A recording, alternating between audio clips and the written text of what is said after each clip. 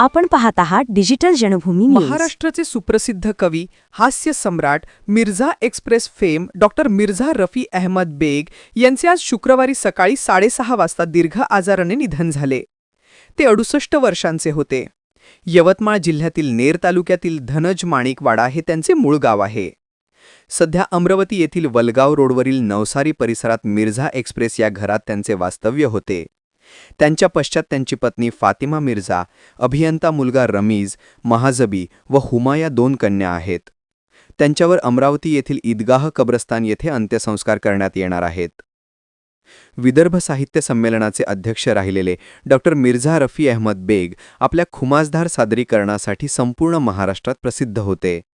त्यांचे एकूण 20 काव्यसंग्रह असून महाराष्ट्राच्या कानाकोपऱ्यात त्यांनी आपल्या मिर्झा एक्सप्रेस या काव्य मैफिलीचे 6000वर सादरीकरण केले आहे. 17 सप्टेंबर 1957चा त्यांचा जन्म. वयाच्या 11 वर्षापासून त्यांनी कविता लेखनाला सुरुवात केली होती. 1970 पासून त्यांनी मंचावर कविता सादर करायला सुरुवात केली. पुढील 50 वर्षे विदर्भ मराठवाड्यातील कवी संमेलनाचे ते केंद्रबिंदू ठरले. वृत्तपत्रातील विविध स्तंभातून लेखनही त्यांनी केले. त्यांचे 20 काव्यसंग्रह असून मिर्झा एक्सप्रेस या नावाने अफलातून किस्से आणि कवितेचा कार्यक्रम प्रसिद्ध होता. शेती, माती, कृषी, शेतकऱ्यांच्या समस्या, ग्रामीण भागातील समस्या आणि सामाजिक समस्यांवर व राजकीय विरोधाभासावर नर्मविनोदी शैलीमध्ये लिखाण करणे ही त्यांची खास हातोटी होती. विदर्भातील ख्यातनाम संत फकीरजी महाराज या मंदिर ट्रस्टचे ट्रस्टी होते. त्यांचे वडील मिर्झा रज्जाक बेग हे यवतमाळ जिल्ह्यातील प्रभावी राजकीय सामाजिक व्यक्तिमत्व होते. मराठी वऱ्हाडी भाषेवर त्यांचे प्रचंड प्रेम होते.